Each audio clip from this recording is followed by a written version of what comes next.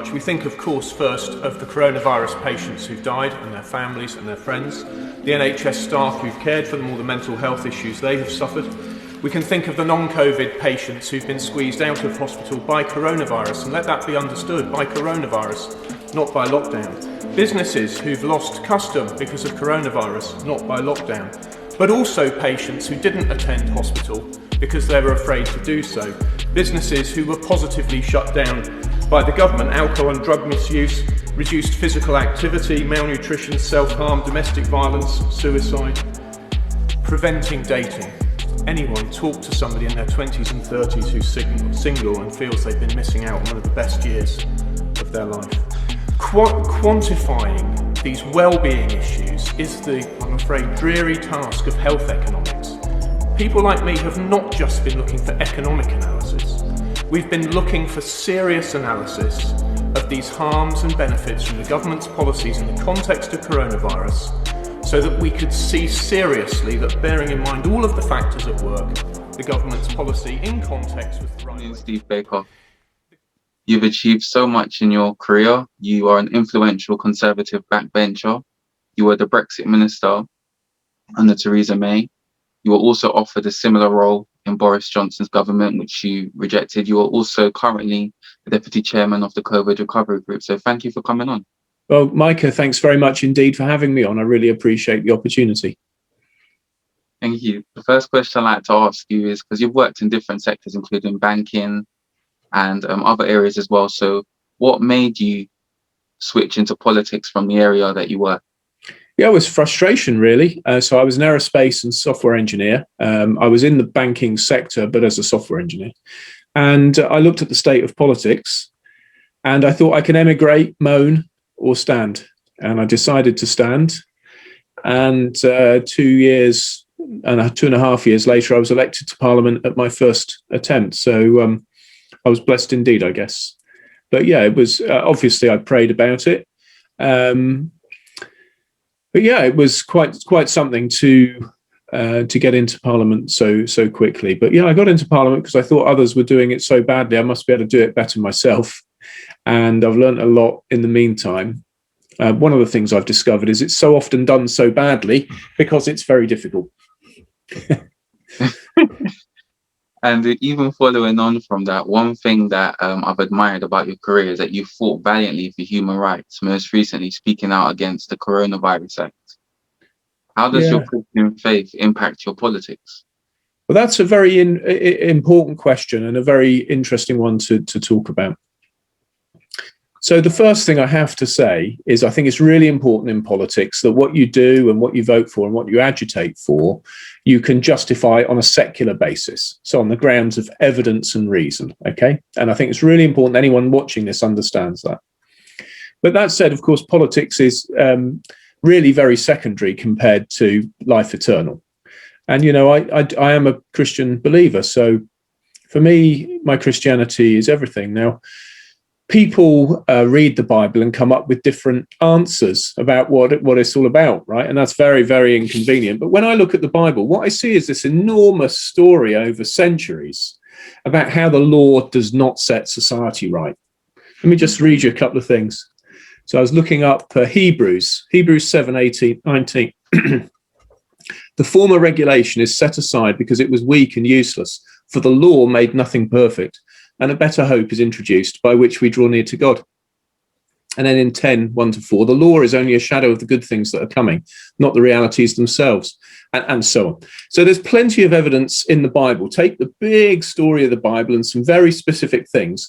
God gave us loads of law. And people who haven't read the Old Testament think that the Old Testament is all about religious law. But it's even got law down to what kind of fibers you mix in your clothes, right? It's got really detailed, practical regulations for how we should live and how we should relate to one another. But the law set nothing perfect, and a better hope is introduced. And that better hope is life through love for God and love for one another. And if we love one another, then that writes the law on our hearts. And if the law is written on our hearts, then we do the right thing. And yes, we fall and we sin, we go wrong.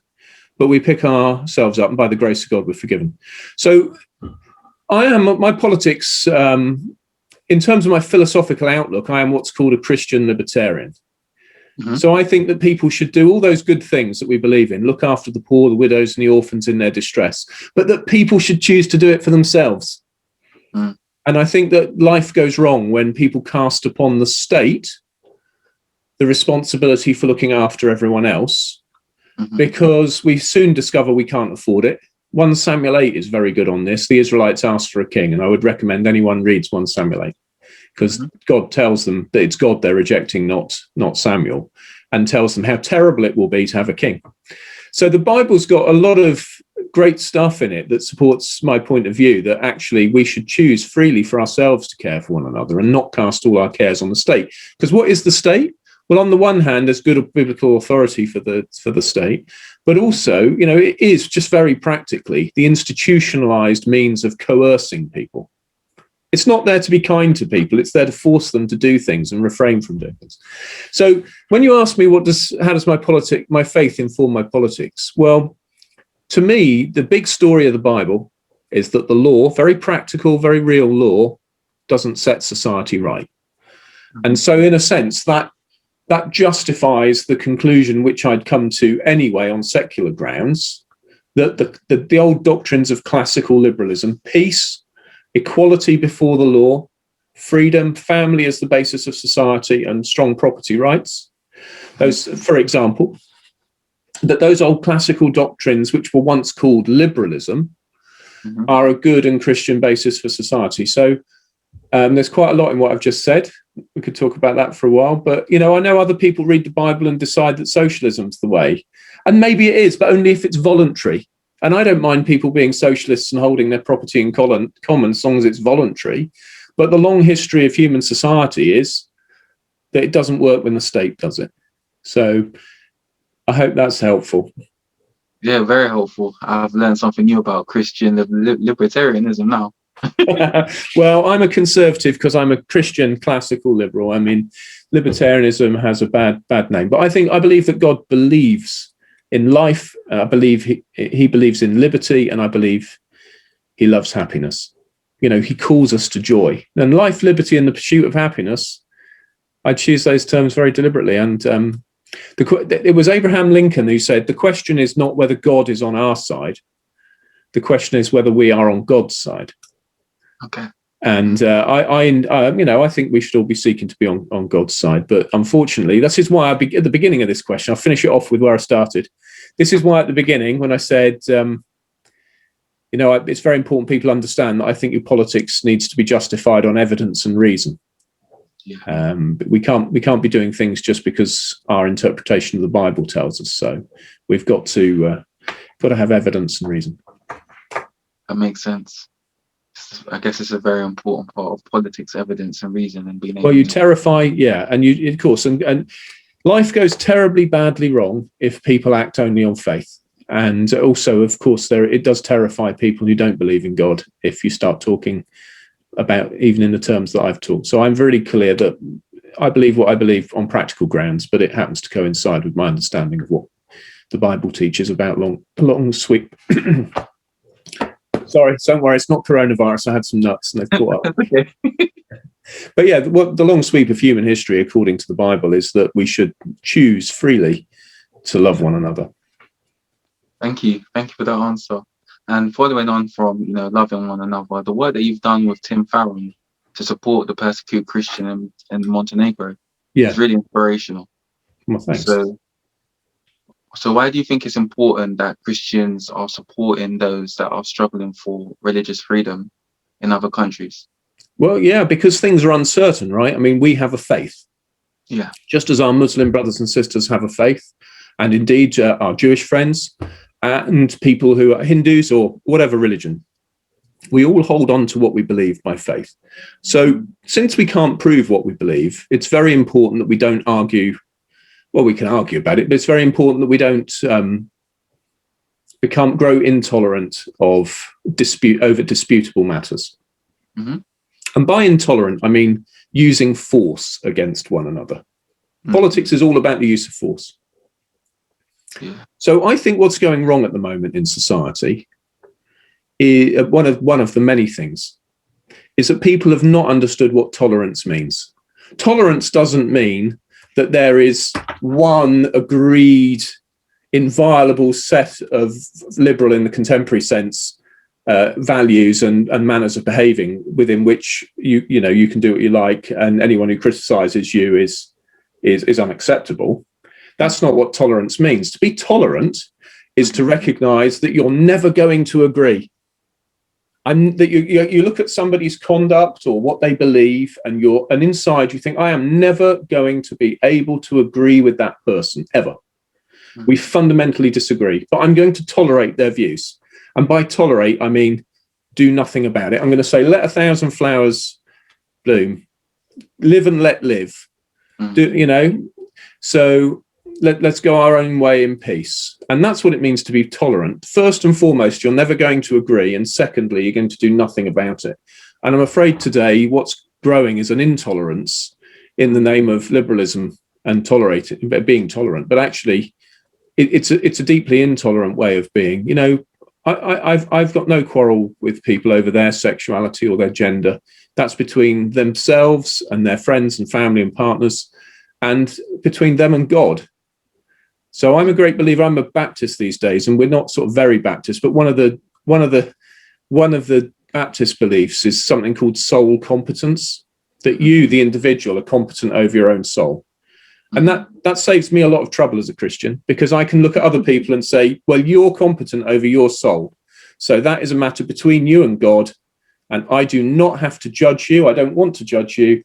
And indeed, the Bible tells us, judge not, lest you be judged. So I don't wish to judge. I can just say, you're not doing me any harm or anybody else any harm.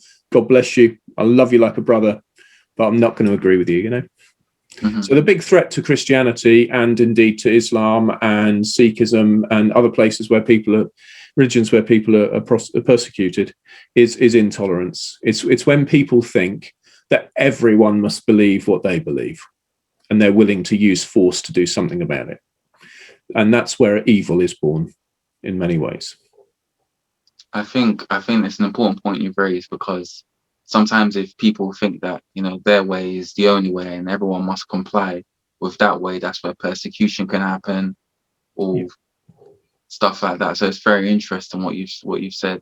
Yeah, the obvious example of it in our lifetimes is Daesh, where people were just compelled to convert to their way of thinking, and people were killed over it, and monstrously so. And that anyone can see that is evil. But we should just all recognise that some matters are disputable, and we should agree to disagree, go our own way. Baker. Thank you, Mr. Speaker. It's an absolute privilege to rise to lead the first adjournment debate of this Parliament on electoral practices, especially with so much time stretching before us, something I've long dreamt of, and I'm sure the Minister won't mind me saying so. I'm especially grateful to you, Mr. Speaker, for selecting it, because it's been a debate that I've been seeking for some time. On the 26th of September, I intervened in a general debate on the principles of democracy and the rights of the electorate, after a number of my constituents in Wickham had contacted me about proposed plans to introduce voter ID, which they believed to be unnecessary. I'm afraid I fundamentally disagree, and I'm very pleased with the commitments we've entered into as the Conservative Party in our manifesto. At the time then, in that intervention, I talked about the scale of unlawful electoral practice in Wickham, and I promised to apply for this adjournment debate in order to elaborate and to ask what the government will do to combat abuses of our electoral system. I subsequently published an article upon which this speech expands. My objective tonight, Mr. Speaker, is to ensure free and fair, open and lawful elections take place in the UK without cheating. This is about upholding the principle that every entitled voter should have one vote and cast it freely. It is to ensure the proper functioning of our democracy. There can be no question of disenfranchising anyone, nor of constraining legitimate political discourse. However, it is a sad reality that systems of rules are always gained. It's a sad reality that rules of general and council elections are being gained today. Evidently, some are happy to cheat to win. Since the legitimacy of political power rests on the consent of the public, expressed at the ballot box, action is now required.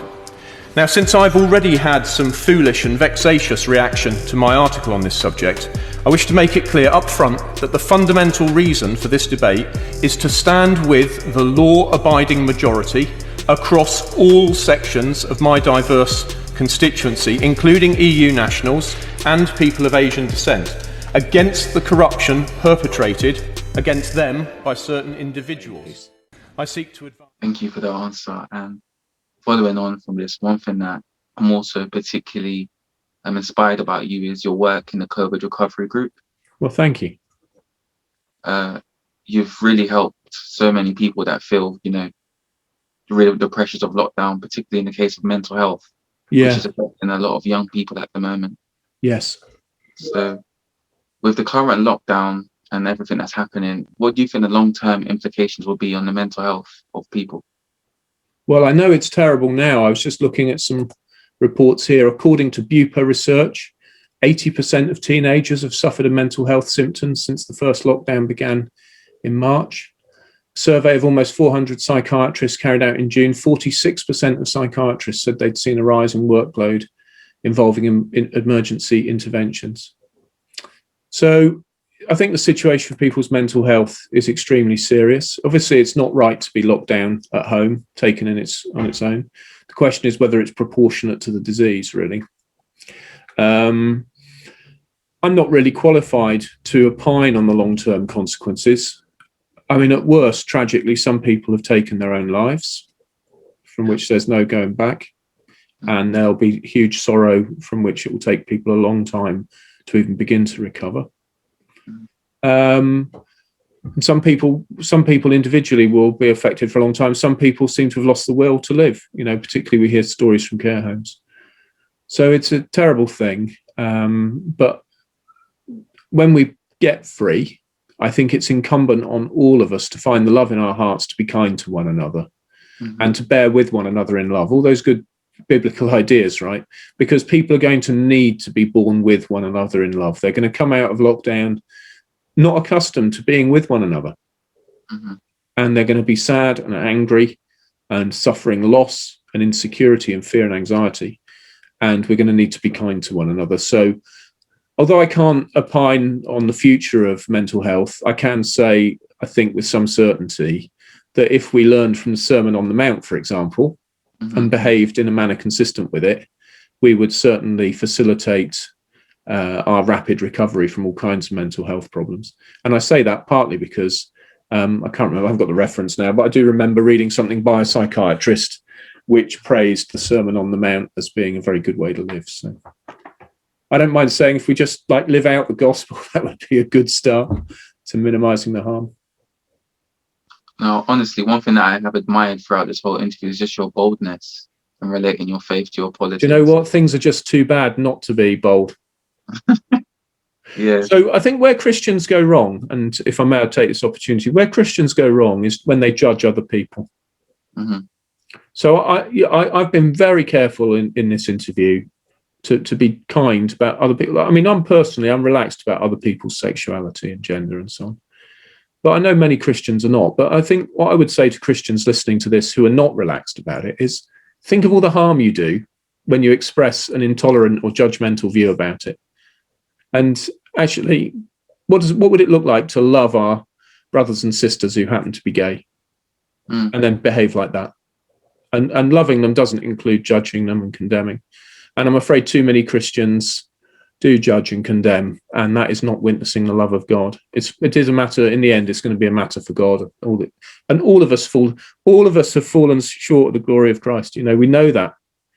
We're all sinful and we're saved by grace. So why must we go around judging others? And so if I am bold in my Christianity, it's because I think things are too bad not to be, and because I think I've got a duty to be, but also because it comes with the confidence of knowing that I'm really not judging other people. They will have their own views. I really appreciate you sharing that, especially talking about not judging others, because it's a serious issue. We talk about love on one hand, and then we can sometimes, heavily chastise anyone that doesn't love how we think love should be. So then that Yeah. becomes tolerance in itself. So I really respect that point. Oh, thanks, Mike. And following on from this is just a collective one. There was a free school meals issue that Yeah. was quite shocking. It was really the parcels and the company that was hired. You know, the parcels they were giving children, it was just bad. It was, I mean, it was shaming to see those inadequate food parcels was shaming on us all. And it's not the fault of the people packing those parcels. They were doing what they were told. But how is it that anyone could have thought it was okay to put that food, that so little, in parcels of such poor quality? It's a reminder that to all of us, whatever faith we may have or none, to always think of the other person. The old "do as you would be done by, do as you would have others do unto you." Well, you wouldn't, if you were desperate and hungry, you wouldn't want to receive those parcels. It'd be devastating. So I think the whole episode was shaming. There's always politics layered on top of all of this. So in Buckinghamshire, we have a programme called Helping Hands, which is there to help in the school holidays where people have difficulties. And I think it's a great programme, and I think it's a thing that's better done locally. So rather than what Labour said was free school meals to continue into the summer holidays, and I think actually in Buckinghamshire we've done better than that. And some of that is just politics. And as a Christian or just as a politician, you have to stand firm and say, actually, no, we're going to do better than that. And I'm going to just stand tall despite the condemnation of opposition politicians. But on something like the pitiful content of those food parcels, that's down to very poor quality contract letting. And actually, the greed of the people who took the contracts and yet put inadequate food in the parcels. I mean, that was not okay.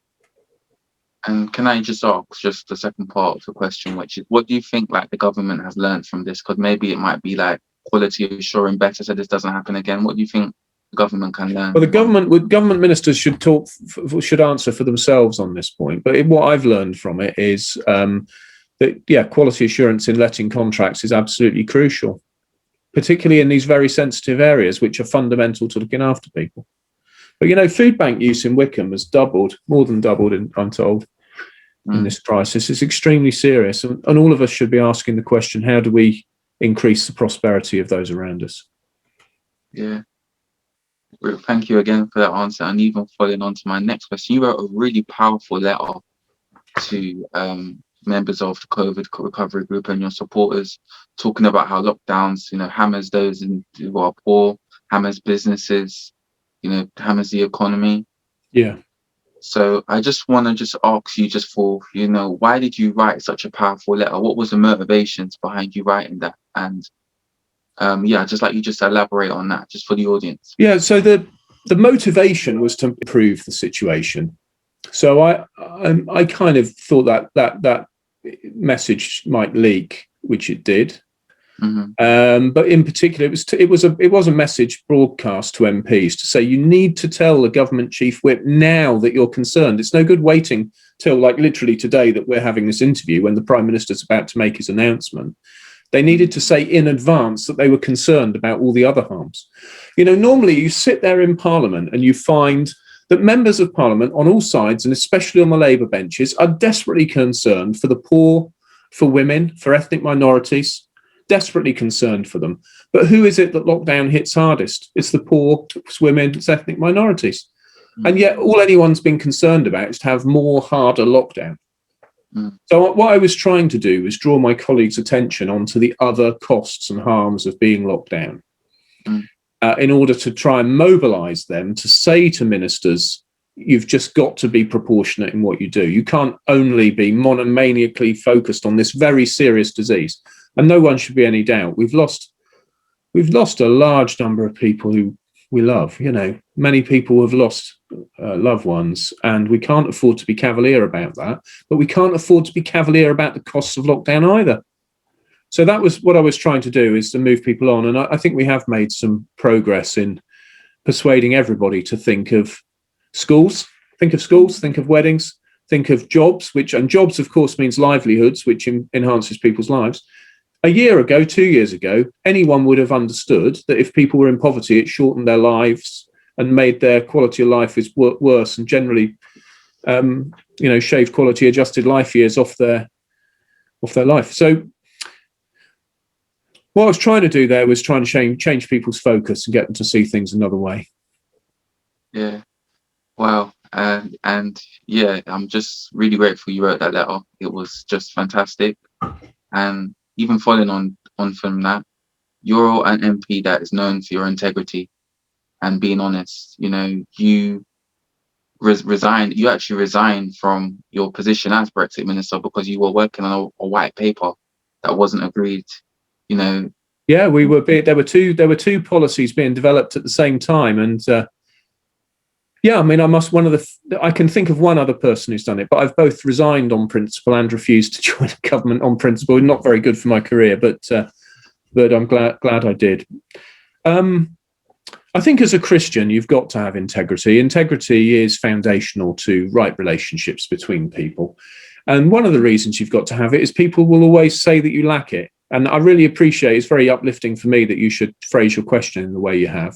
But you don't have to look far before you find people criticising me and saying terrible things about me and my integrity, partly because they've misunderstood votes that have been misrepresented, or they just disagree with me. Terrible thing in politics. When people disagree with one another, very rarely do people ever stop and think, I wonder if I'm wrong. I wonder if there are some facts that I'm not aware of. Or if given the facts that we share an awareness of, I wonder if those facts are susceptible to a different interpretation. People never seem to do that. They either think that you're stupid or evil or corrupt.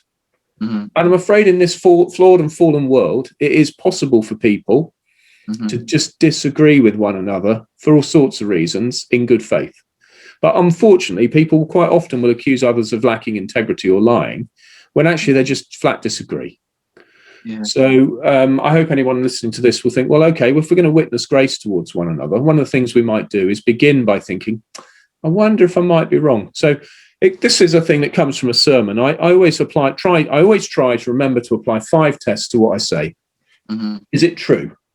Is it necessary? Is it beneficial? Is it rightly motivated? And where applicable, do I have permission? And I think if we all ask, is it true, necessary, beneficial, rightly motivated, with permission, then we wouldn't go too far wrong. Also, I should say that if I can find it here, there are 7 principles of public life. They're known as the Nolan principles, and integrity is one of them. So selflessness, integrity, objectivity, accountability, openness, honesty, and leadership. And they're the principles that every politician should aspire to. So it's kind of you to say what you have, but politics is a rough old game, so we all just got to do the best we can. I really appreciate what you've said, because you were actually one of the first MPs to call for the resignation of Dominic Cummings after he broke the lockdown requirements. And I do admire that even when, people were trying to defend his behavior, you just said, you can't say one thing and do another. And that's one thing that I've watched throughout your career, that you've actually done that. When you don't agree with something, you'll say you don't agree with that. So that for us is encouraging. Well, thank you, Micah. And on the occasion of Dominic Cummings, it seemed to me very clear that I was going to have to comment on it sooner or later. So I decided to do what I did that Sunday morning, and because I could see that it was going to become an albatross around our neck, that his behaviour hadn't been dealt with. And it did get cut through. I'm afraid some of my political colleagues thought the public wouldn't notice, but the public very much did notice, and I could see it coming. But it's kind of water under the bridge now. I don't want to say too much more about it.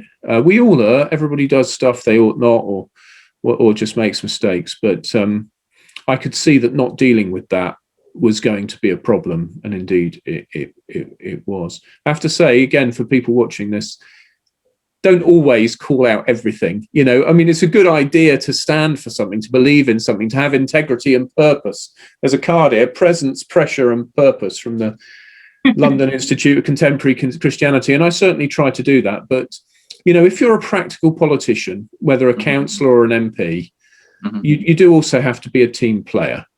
And I do try to be a team player, as hard as some people watching this will find that to believe. So that was a hard day that day, and I was roundly criticised for it. But it was the right thing to do, and I wish things had been dealt with differently at the time, but there we are. Oh, well, thank you for that. And on a lighter note, you're actually a keen motorbiker. So what is your favourite motorbike? My favourite motorbike, frankly, right now, it's any motorcycle that I'm actually allowed to ride. The best motorcycle I've ever had all round was a BMW R1200 GS. I was blessed to be able to buy one new and kept it for 5 years. I just replaced it with the Yamaha MT10. It's another really outstanding motorcycle. I have two now. I have a Yamaha MT10 and I have a KTM 950 Supermoto. The 950 Supermoto is an awesome bike. It's 10 years old, but it's in pristine condition. It's got carburetors, not fuel injection, no ABS, no traction control. It's a giant V-twin 1000cc, 950cc, basically off-road bike with road wheels, and it's mad and fantastic. So I love my bikes, but I love skydiving. I love fast catamaran sailing. I like to trail run around here, and I commute to London by motorcycle. And the price of all this is that I have a little old Vauxhall Corsa as my car now. So one thing that I also loved about what you did was you wrote a really powerful blog on Black Lives Matter. Yeah. It was just really thought-provoking, and I had to read over it a couple of times. But what do you think the government can do to kind of manage policing? Because policing is an issue, particularly in my community. There are some people that feel that they've been systematically targeted by the current measures in place. Yeah. So how do you think policing can be improved so people within my community, the BAME community, can have more trust in the current systems in place and they don't feel a sense of maybe victimization or injustice? Yeah, I think the first thing we have to do, which is what I was trying to do in that blog post, is to recognize that very large numbers of people really are feeling the injustice of racism. And denial on all sorts of subjects is a very powerful and dangerous force. And denial about racism is a powerful and dangerous thing. And I mean, I'd never met prejudice personally until I became an MP. And then once you become a Tory MP, people are prejudiced about what that must mean. But, growing up in Cornwall, which was when I grew up, not very diverse, I'd never met racism. I've certainly obviously never been the object of it. And it would never have occurred to me as a child that people would be racist.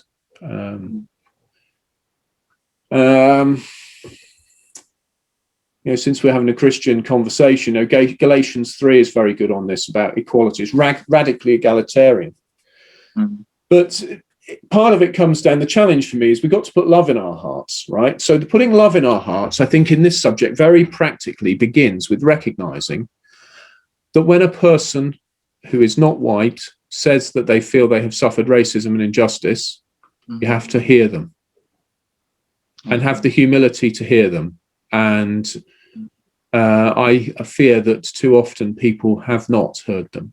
And sometimes when people then go through the motions of talking about being anti-racist, or they make anti-racist a particular political doctrine, which itself sows division.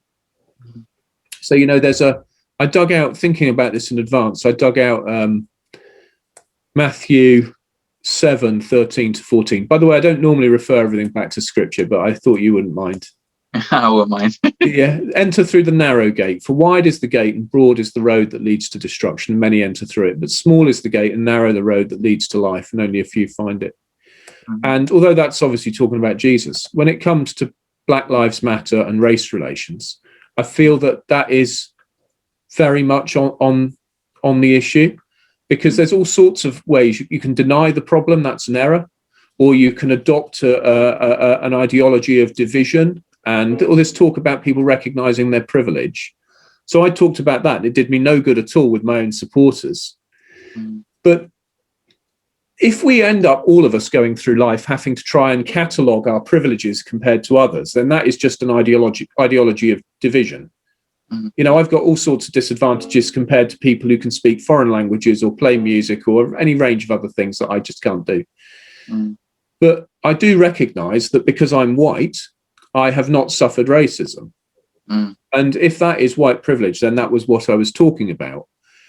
But even for me to say it caused all sorts of abuse and fear. Why people are afraid to have a conservative talk about these things. So to be very practical about it, everybody, as they go through their daily life, and politicians included, and police officers, have to think, actually, this is another human being I'm dealing with, and let's get alongside them where they are. And that includes recognizing that people have all had a journey, different journeys, and they'll react to you differently depending on their own experiences. If people have spent many years being abused and treated with disadvantage, people shouldn't be surprised if they are a little bit aggressive when they're challenged, you know. So how can we change the law to deal with it? Well, we've got a great deal of one of the things I think is a real challenge for me on this is we're 10 years on from the passage of the Equality Act. It was one of the first. I think it was the first thing we did as a coalition government in 2010 was complete the passage of that act, and it wasn't the first piece of race relations legislation in the UK aiming at equality. So the challenge for all of us, and goes back to my earlier story about the big story, the tale of the big story of the Bible.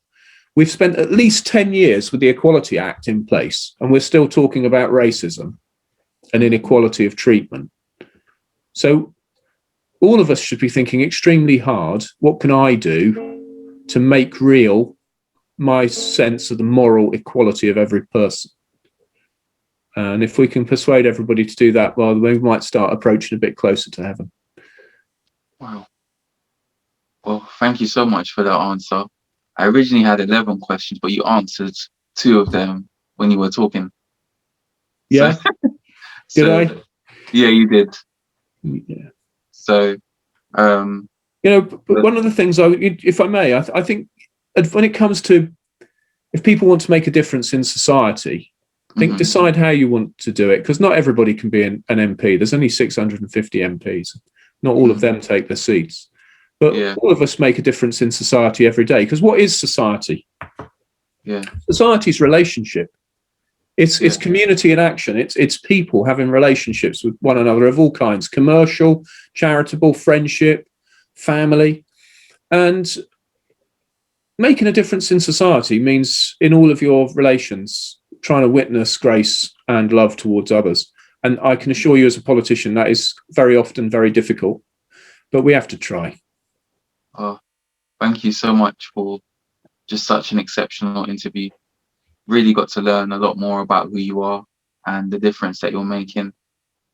And just in closing, I'd just like to just say thank you just for being so open and honest with me and teaching me stuff that I didn't know about politics. Well, Micah, I'm sure if we had longer, you would teach me an enormous number of things. And perhaps when all this lockdown is over, we might get together and you can teach me a few things, okay? I'll come and interview you. Thank you so much, Steve. All right, great man. God bless you. God bless. Let's head to Wickham with Steve Baker. Steve Baker.